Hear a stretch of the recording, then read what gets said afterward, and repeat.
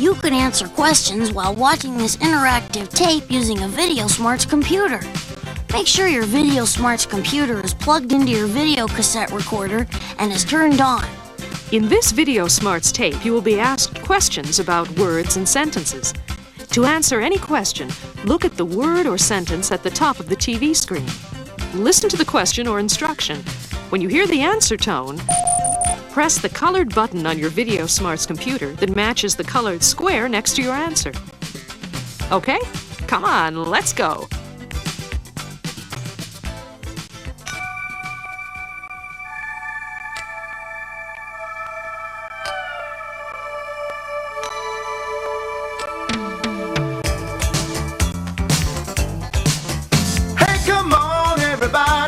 The journey has just begun.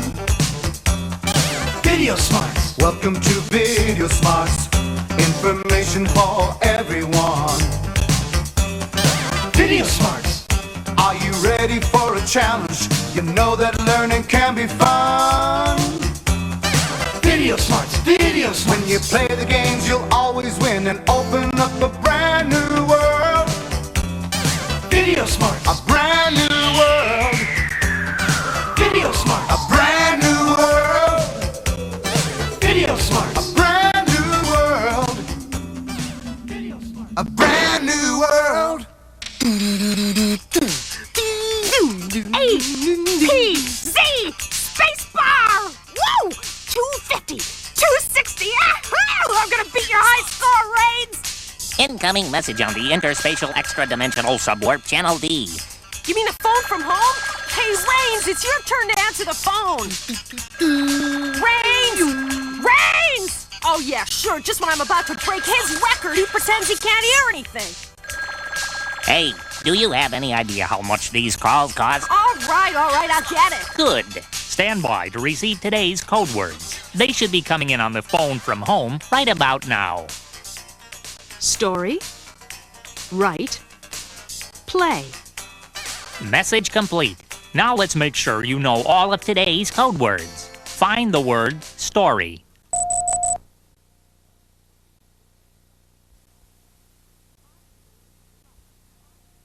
Find the word write.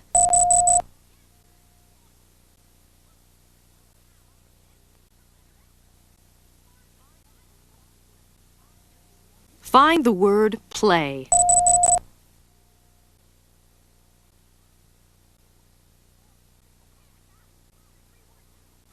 Okay, I got it. The three words are story, write, and play. Correct. So whenever you hear one of those words, find it on the screen and press the colored button next to that word. Hey, what are you guys talking about? Oh, nothing. Someone's at the door! Reigns, find out what they want. No problem, geek old buddy. Hey, you out there! What do you want? Hello! Ah, there you are. Well, you must be new in the neighborhood. We're from Oklahoma. I mean Ohio. We're from out of town. Oklahoma, eh? Ah, yes, I'm from there myself. You are? Why, sure. And because you're hometown folks, I've got a special deal just for you. Great! Now, sir, or madam, I'm selling sentences. Wow, sentences! Hey, what's a sentence? I mean, what do you do with them? Impress your friends. Influence people. Tell a story. Story! Find the word story. Hey, is that one of the code words? Yes, it is. Well, why didn't you tell me? You were busy. What? What are the other two? I don't suppose you remember to write them down? Right! Find the word write.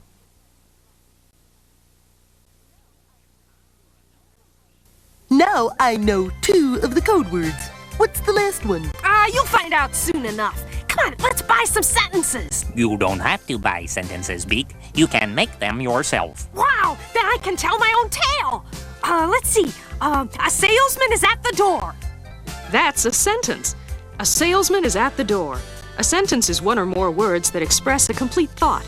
A sentence has two parts. The two parts of a sentence are the predicate and the subject. The subject is the person, place, or thing the sentence is talking about. Hey, that means the subject of my sentence is a salesman. That's right, Beak. And the predicate is the part of the sentence that makes a statement about the subject or tells what the subject is doing. I get it. So the predicate would be, is at the door. By Jove, I think he's got it. Now try some more sentences. Rains plays the radio too loud. In that sentence, the subject is Rains, because he is the person we're talking about. And the predicate is plays the radio too loud, because that's what he does. Well, Beak studies too much. This time, the subject of the sentence is Beak, because he is the person we are talking about. And the predicate is studies too much, because that's what he does. Hey, don't forget me. I'm still here. The salesman is still here. But how do we get rid of him? I know. A salesman is at the door. Right, but nobody's home. So he goes to... To where? I don't know. I haven't thought of that yet. Then it's not a sentence yet. It's not a complete thought. This group of words, he goes to, does not have a complete predicate. It's not a sentence. Now read these choices and pick out the two main parts of a sentence. Beak and Rains, subject and predicate, dog and cat, beans and rice. Here they are, subject and predicate. The subject and predicate are the two main parts of any sentence. That's right, Beak. A sentence has a subject and a predicate and is a complete thought. Now look at this group of words. The dog barks at the cat. Is it a sentence?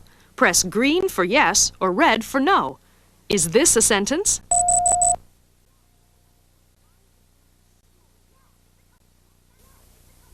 Yes, it's a complete sentence. It's a complete thought. The dog barks at the cat. The dog is the subject, and barks at the cat is the predicate of the sentence. Terrific, Beak. Now how about this one? Is this a complete sentence? The cat. Press green for yes or red for no.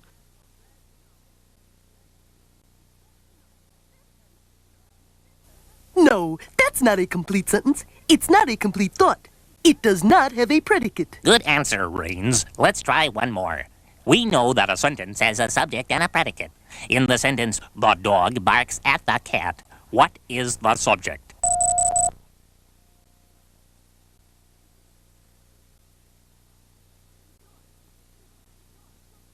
The dog is the thing the sentence is talking about, so it's the subject of the sentence. And barks at the cat is the predicate. The part of the sentence that makes a statement about the subject or tells what the subject is doing. Good. You see how easy it is to make sentences. You don't have to buy them. Yeah, we can make more sentences now. A salesman is at the door selling sentences, but nobody's home, so he goes to Hollywood. Yeah, great! What's Hollywood? What's Hollywood? Home of the stars, the dream factory, the place where anything and everything is possible. Megalithic Pictures presents Rampart. They changed his body, but they couldn't change his mind. Scene 40, take one. Quiet on the set! Lights, camera, action! I get to win this time, and you get to lose. Oh no!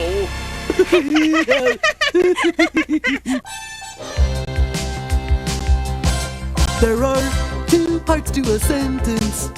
A subject and a predicate too. They should always make a complete thought. One without the other won't do. A sentence always starts with a capital letter. And always ends with some type of punctuation. There are two parts to a sentence. A subject and a predicate too. There are two parts to a sentence. One without the other won't do. Two parts to a sentence. A subject and a predicate too. There are two parts to a sentence. Uh-oh! Time for a speed drill! That's right. It's time for a speed drill. Look at each group of words as they appear at the top of the screen. Press the green button if the words make a complete sentence. Press the red button if they do not make a complete sentence. Ready, set, go! The sky is blue.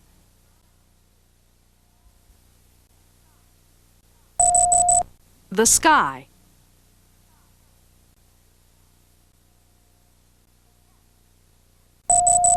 The cat.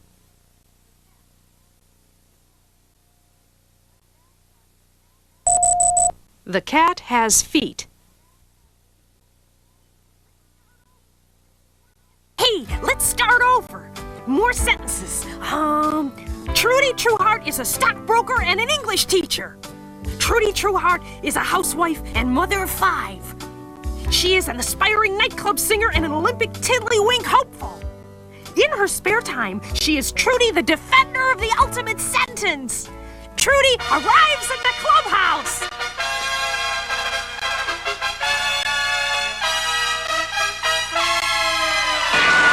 Cool, dude. Greetings, Trudy. Have you come to help us make more sentences?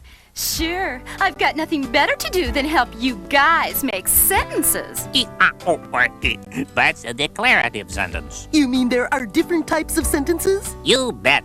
There are 4 types of sentences: declarative, interrogative, exclamatory, and imperative.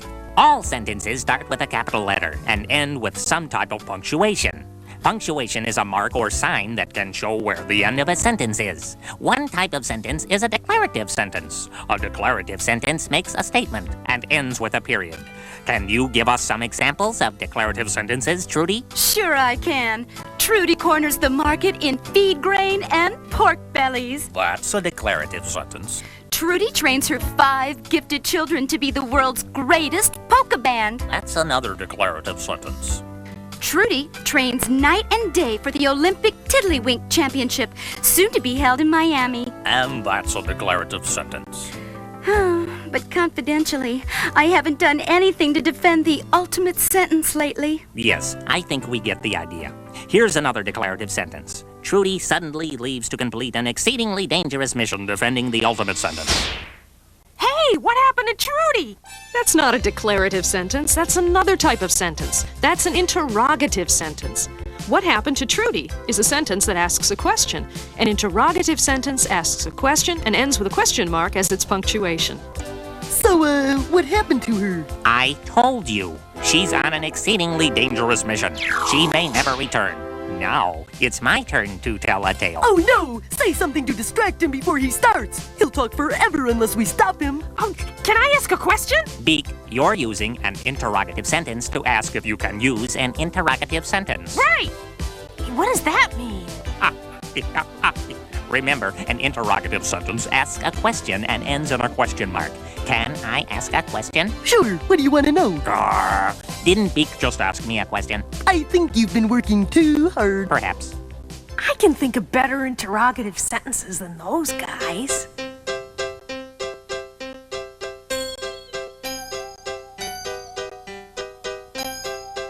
Do you want popcorn? Yeah, please. Do you want a candy bar? Sure. Do you want an ice cream cone? Yeah. Would you like some gum? Oh, great. Do you want the kind that loses its flavor after about a minute and then you don't know what to do with it? Okay. How about some of these colorful, chewy, rubbery things that taste like plastic and stick to your teeth? Terrific. Gee, thanks. Are you listening? Huh? Are you listening? Hey, Beak! Hello! Earth to Beak! Come in, Beak. Huh? I just told you a great tale and you weren't listening. Sure I was. Oh, sure you were. Then you can answer some questions. Is this a declarative sentence? Press green for yes, red for no. Beak was listening. The answer is yes. It is a declarative sentence. Beak was listening is a declarative sentence that makes a statement and ends with a period. That's right. Now try this one. Is this an interrogative sentence? Was Beak listening? The answer is yes. It is an interrogative sentence. It asks a question. Was Beak listening? An interrogative sentence asks a question and ends with a question mark. Very good. Let's try another one. Is this a declarative sentence? Rains answers the question. The answer is yes. It is a declarative sentence. It makes a statement. Rains answers the question. Excellent. Now, one more time. Is this a declarative sentence? Can Beak answer the question? The answer is no! It's not a declarative sentence, it's an interrogative sentence. The sentence asks a question, starts with a capital letter, and ends with a punctuation mark, a question mark. It has the subject, Beak, and a predicate, answer the question. Since it asks a question and ends in a question mark, it's an interrogative sentence. Can you give us some more examples of interrogative sentences? Do you want popcorn? Do you want a candy bar? Do you want an ice cream cone? Would you like some gum? This is great! That's right. This is great is another type of sentence. It's an exclamatory sentence. An exclamatory sentence expresses strong emotion or surprise and ends with an exclamation point for its punctuation. This is great has a subject, this, and a predicate, is great. Starts with a capital letter and ends with an exclamation point. This is a great box! I'll have a lot of fun with it! Hey! There's already somebody inside this box! We'll have fun together! You're too loud! I wanna play! Play! Find the word play.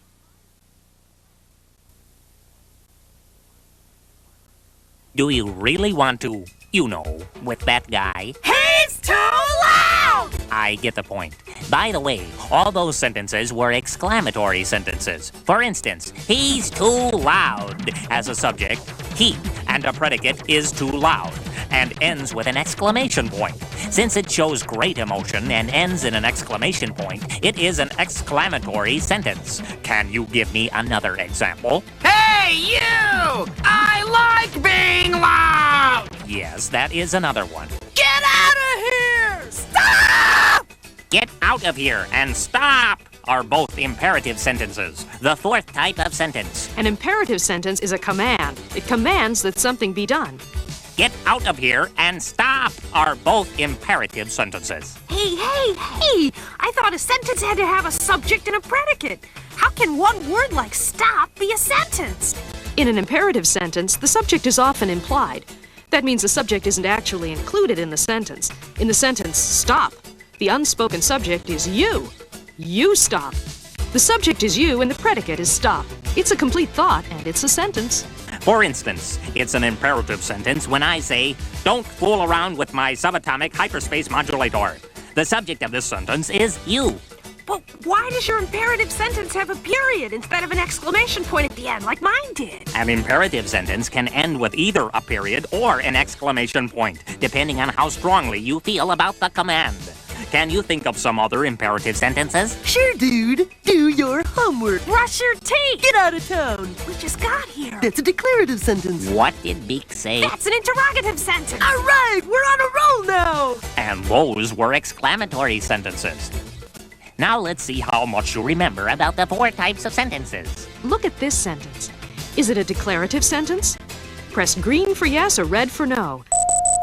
The cat runs away from the dog.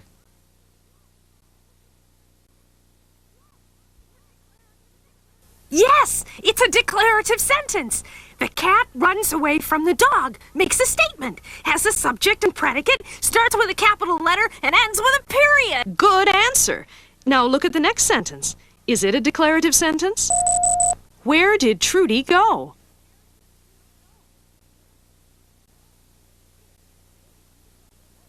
The answer is no. It is not a declarative sentence. It is an interrogative sentence.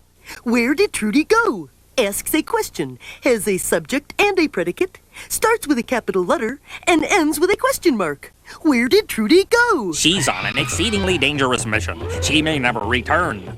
Let's try another one. Is this an exclamatory sentence?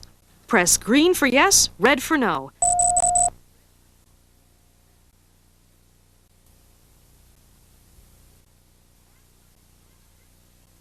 The answer is yes. The sentence has a subject, Trudy, and a predicate, is back, and ends in an exclamation point.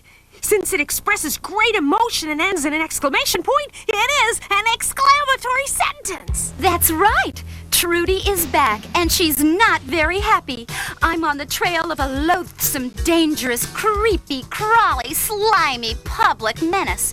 So, don't try any more tricks. Why, who are you talking to? Don't give me that. You know the subject of an imperative sentence is often implied. What is the implied subject of this sentence? Don't try any more tricks. Beak, you, Rains, Trudy.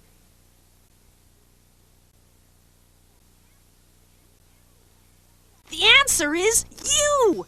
That's right. You is the implied subject, and don't try any more tricks is the predicate.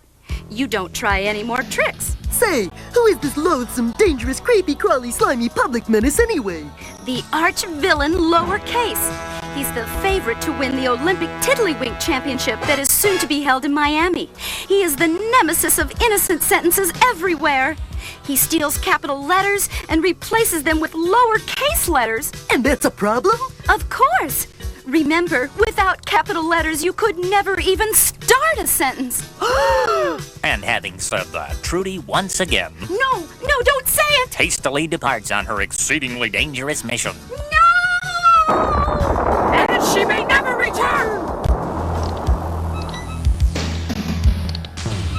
There's nothing I hate more than capital letters.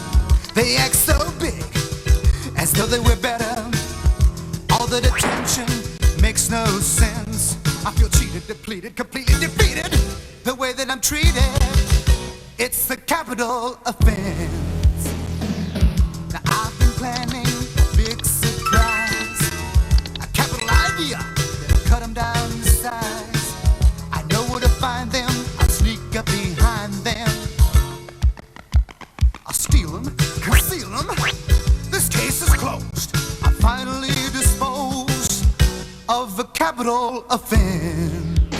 I dream of a place where letters are small, where capitals fall in the hopper, where sentences have no beginning at all, and the nouns are never covered.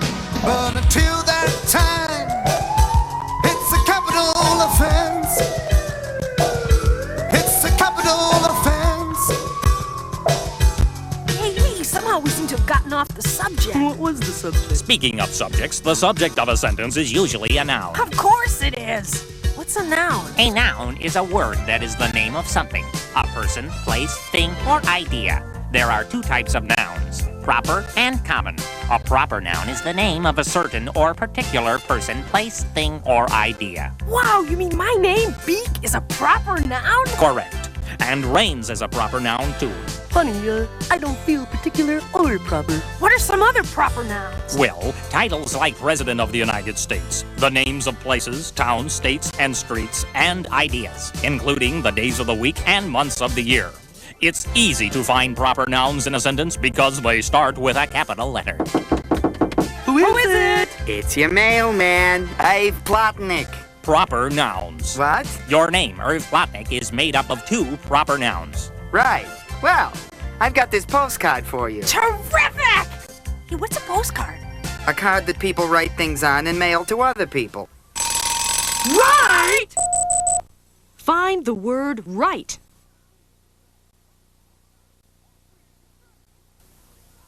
Where's it from? Hollywood. Also a proper noun. Huh?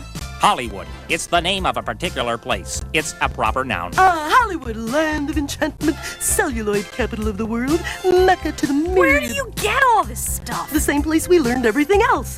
Television! What does this postcard say? Here, read it yourself. Help! Get me out of here. Who's it from? P.S. It's me, the salesman. Salesman is a common noun. What is? Salesman.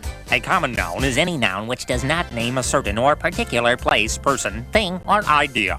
So salesman is a common noun. It could be any salesman. Yeah, any salesman, or anybody, or anything. Thank you. Thank you. Hey, did you hear this joke yet? Which joke? This joke. Okay. There was this salesman. Which salesman? I don't know, just a salesman, okay? So, he meets this girl. Which girl? It doesn't matter, it's just a joke, you see? Joke. So, Anyway, they go into this store. Which store? Okay, forget the store. They go to a show. Yeah, that's it. A show. What kind of show? What difference does it make? It's just a joke. Well, if we don't like the show, we might not like the joke. Okay. They go to a show with a comedian in it. Which comedian? Me, Randy Riot. Oh, we don't like him. He's not funny at all. His jokes are so common. I get it.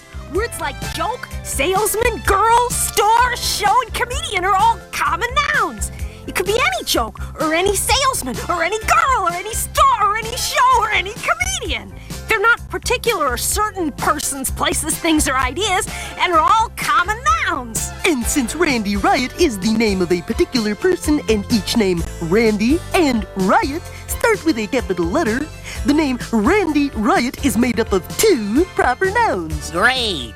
Let's answer some questions. Which type of word is usually found in the subject of a sentence? Verb, beak, noun, joke.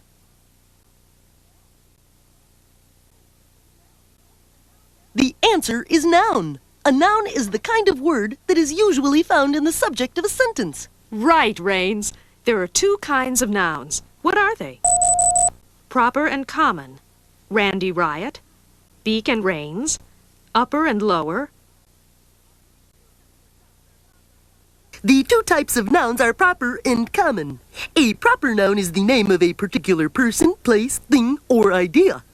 A common noun is any other noun that is not certain or particular. Now look at these words. Find the common noun. Beak, girl, Randy, Cleveland.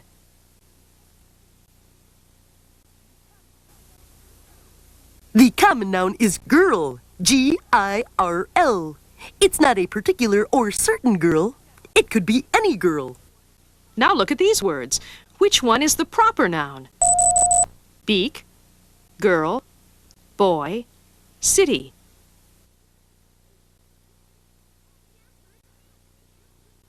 The answer is beak, B-E-E-K. I'm a particular or certain person, place, thing, or idea. Actually, I'm a particular person. There's only one beak, and beak is my name. You can also tell that beak is a proper noun because it has a capital letter at the beginning. You've got it, Beak. I still have one question. What's that, Beak? Was Randy Riot's salesman the same salesman who wrote the postcard? Which postcard? I say now, nouns are either proper or common. They're in the subject of a sentence, a person, place, thing, or idea. Common nouns can be any noun, any person, place, or thing. But proper nouns start with a capital letter, the particular name of a person, place, or thing. I say! Now, nouns are either proper or common. They're in the subject of a sentence, a person, place, thing, or idea. Look at this sentence and find the common noun. The boat sails on Monday. Monday, boat, sails, the.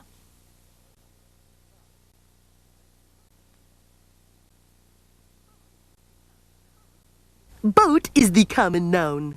It could be any boat. It's not the name of a certain or particular boat, and it doesn't start with a capital letter. Good. Now look at the sentence again. Find the proper noun.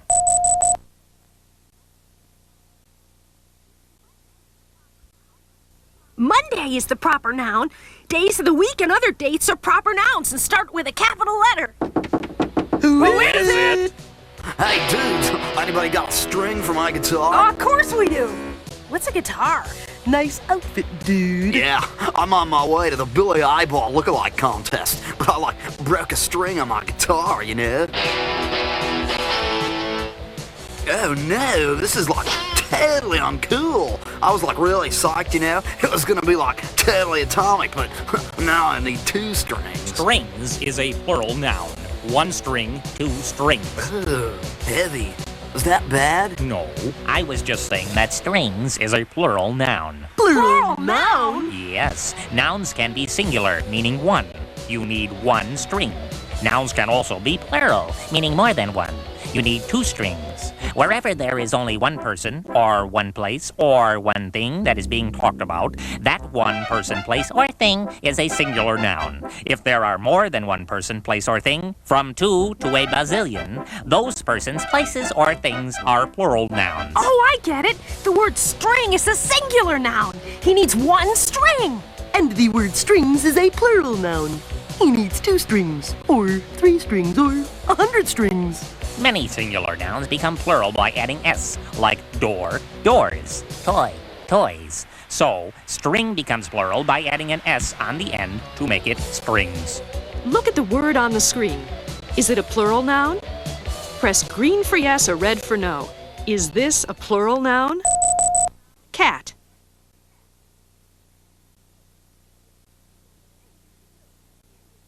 The answer is no. It isn't a plural noun. It is a singular noun. It doesn't end with the letter S. The word is cat.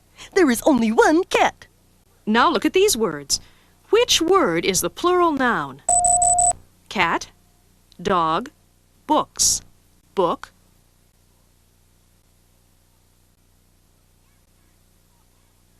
The answer is books.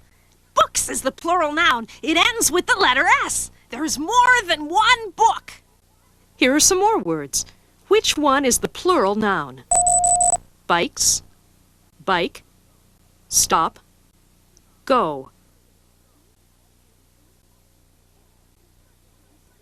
The answer is bikes. Bikes is the plural noun. Adding an S on the end of the singular noun bike, B-I-K-E, makes it plural. B-I-K-E-S. Bikes. Yeah, one hand, 2 hands. Correct. And 1 foot, 2 foots. Well, not exactly. You see, some nouns have special plural forms like the noun foot. The plural of foot is feet. There are many other nouns that have special plural forms. Oh yeah, of course. Hey, why? Because they're special. How about that? I'm particular, proper, and now I've got special feet. You recognize special plural nouns because the whole word changes. The only way to learn which nouns are special is to see them and hear them and then remember them. So pay attention to Billy Eyeball as he shows you some of them in his new hit song, Special Plurals. Alright, here's my new hit song, Special Plurals. Hit it! Sometimes when nouns are in the plural form, the whole world changes. You just don't add on S, you'll see. Alright, repeat after me. A man turns into man. A goose becomes those geese. A child becomes the children. A tooth becomes your teeth. A mouse turns into mice. A foot becomes your feet. Try this on for size. A sheep becomes those sheep. Play the guitar, son. Special plurals. You'll know because the whole word changes. Special plurals. You'll know because the whole word changes. Special plurals. Thank you. Thank you. Yo, catchy tune.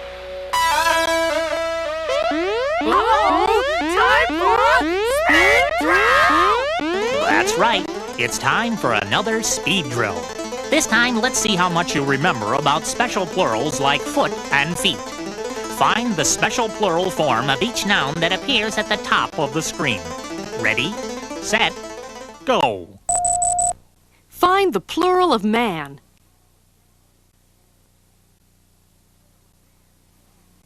The plural of man is men. Find the plural of mouse.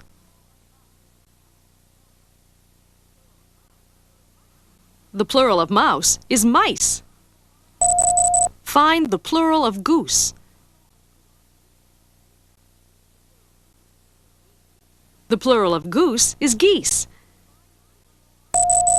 Find the plural of tooth. The plural of tooth is teeth. Find the plural of sheep.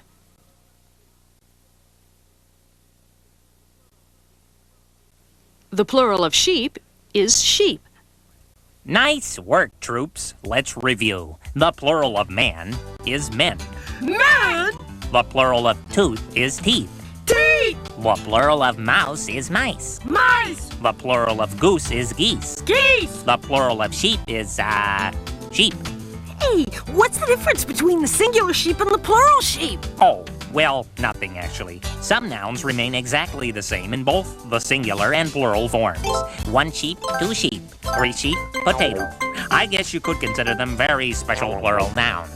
Okay, so proper and common nouns can become plural by adding s at the end of the word or changing to a completely new word, a special plural.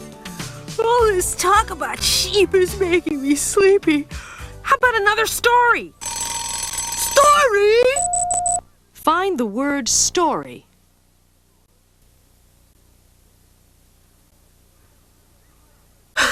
Well, that was fun. So what happens now? Well, if you want to know what happens, you'll need a predicate. Remember, a sentence has 2 parts, a subject and a predicate. To make a predicate, you'll need a verb. Every predicate must have at least 1 verb. What do we need that for? The verb describes the action in a sentence. Without a verb, nothing would happen. Nothing. Say something else and I'll show you the verbs. Oh boy, let's see. Trudy Trueheart searches for lowercase. The verb in that sentence is searches. Every sentence must have a verb in its predicate. There are a lot of words in that sentence, but there wouldn't be any action without the verb searches. Trudy searches for lowercase. Trudy chases lowercase to, Florida. The verb in that sentence is chases. She finds him deep in the swampy Everglades. No, she finds him in a swimming pool in Miami. And the verb in both of those sentences is finds. What is the evil lowercase up to? He plans to steal the capital M at the beginning of Miami, replace it with a lowercase m, and shrink Miami. What? Trudy catches him off guard. She challenges lowercase to a game of tiddlywinks. Winner take all! Unknown to Trudy, lowercase replaces Trudy's tiddlywinks with exploding tiddlywinks. Suddenly, Colonel Bragg of the government appears. He leaps into the middle of the game and shouts, "Don't tiddle that wink!" What will happen to Trudy? Well, I told you it was an exceedingly dangerous mission. and she may never return! So, do you see how important verbs are in a sentence? Without verbs, nothing would happen in a sentence. In fact, without a verb, you can't even make a sentence. Find the verb in this sentence. Trudy goes to Miami.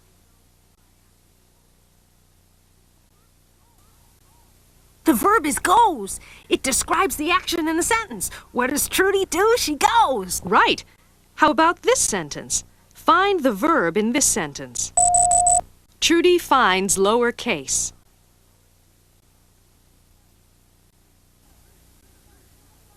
The verb is finds. Trudy finds lowercase. Good. Let's try one more. Find the verb in this sentence.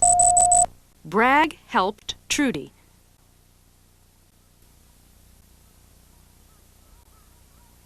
The verb is helped. Bragg helped Trudy. Good answer. And in that sentence, helped is a past tense verb. What's it tense about? No, Rains, that's not what I mean. Verbs can describe things that happen now, in the present time. This is called the present tense. Verbs can also describe things that have already happened in the past, yesterday, last year, or a minute ago. This is called the past tense. When we describe action that has already been completed, we use the past tense. Oh, I get it. So past tense means past time. From a split second ago to a bazillion years ago. That's right. Most verbs change from present to past tense by adding ed at the end of the verb. Oh, I get it. So the verb help becomes past tense by adding ed on the end. H-E-L-P-E-D. Because Bragg already helped Trudy. He helped her in the past. That's the ticket. Who is it? It's me, your grandmother. It's time to do your chores. What chores? What do I have to do? Bring you a list every day? Come on. Time to get to work. Oh, Granny. Oh, quit your whining. Why, when I was your age, I got up at 3 in the morning, milked the cows, washed the chickens, cleaned the barn, plowed the fields, and then walked 37 miles to school, barefoot and backwards in a blizzard. You think you had it bad? Why, when I was a mere sprout, I got up before I went to sleep. I stayed up all night and hunted saber-toothed tigers with nothing but a stick just to put breakfast on the table, and they tasted awful. Ugh. Then I chopped down trees with my bare hands, carved a dugout canoe, and sailed to school across the Pacific Ocean in a typhoon every day. So do your chores! What kind of word is used to describe the action in a sentence? Verb, noun, herb, spice.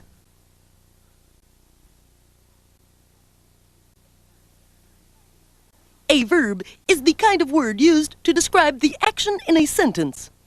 Okay, what part of the sentence should have a verb? Subject, suspect, predicate, preview.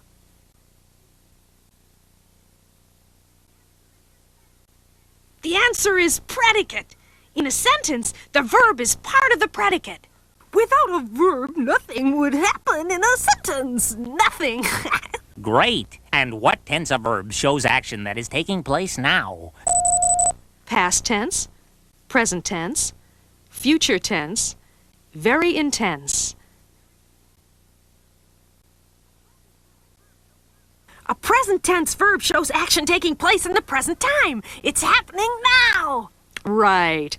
Now, what kind of verb tense describes action that has already happened? Past tense, present tense, future tense, very intense.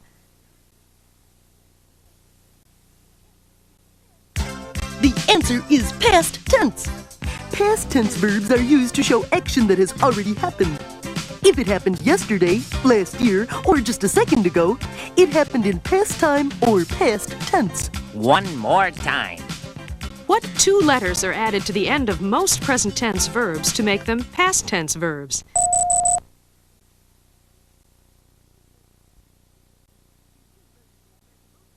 The two letters that turn most present tense verbs into past tense verbs are ed. That's right, Rains. Most verbs are changed to past tense by adding ed. Find the past tense form of the verb sail.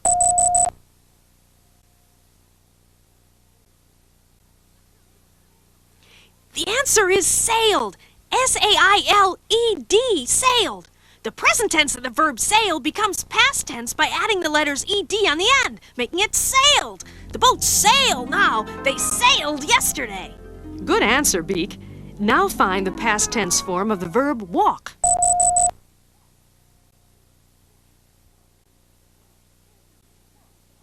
The answer is walked. W-A-L-K-E-D. Walked.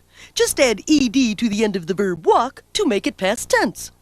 The boys walk to school now. They walked to school last year. Excellent answer. Now, one more time. Find the past tense form of the verb clean.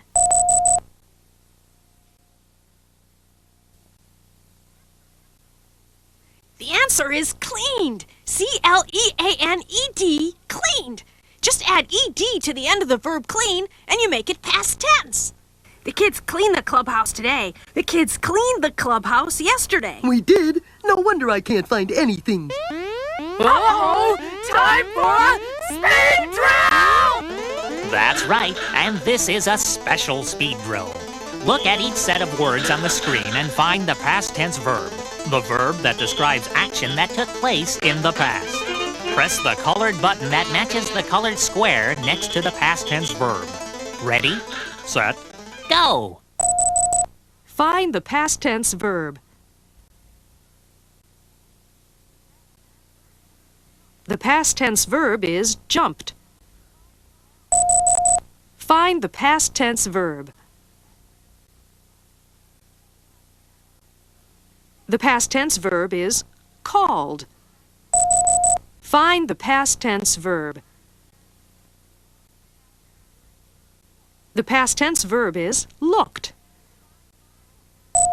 Find the past tense verb.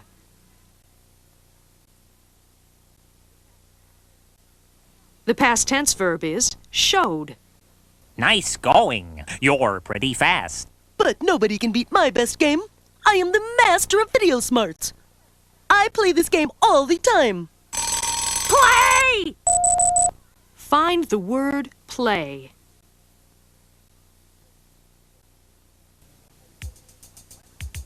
Okay, let's review what we've learned today. Look at this sentence. What happened to the salesman? Is it an interrogative sentence? Yes or no?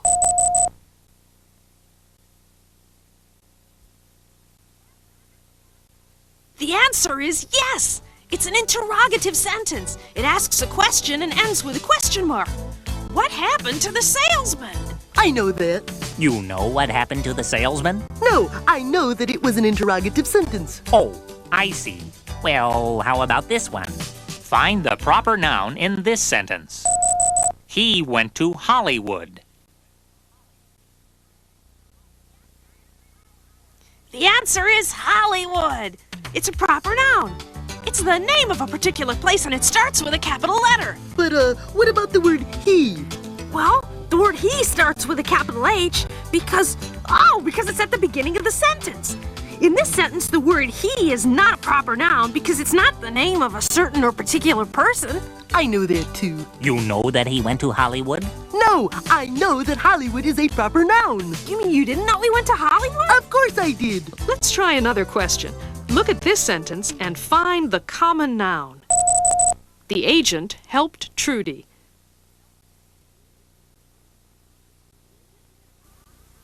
Agent is the common noun. A-G-E-N-T. It could be any agent. It wasn't any agent. It was Double Secret Special Agent Colonel Bragg. Yes, Rains, but the agent's name wasn't part of the sentence. Let's try another one. Okay, don't mind if I do.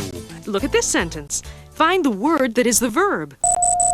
The salesman knocks on the door.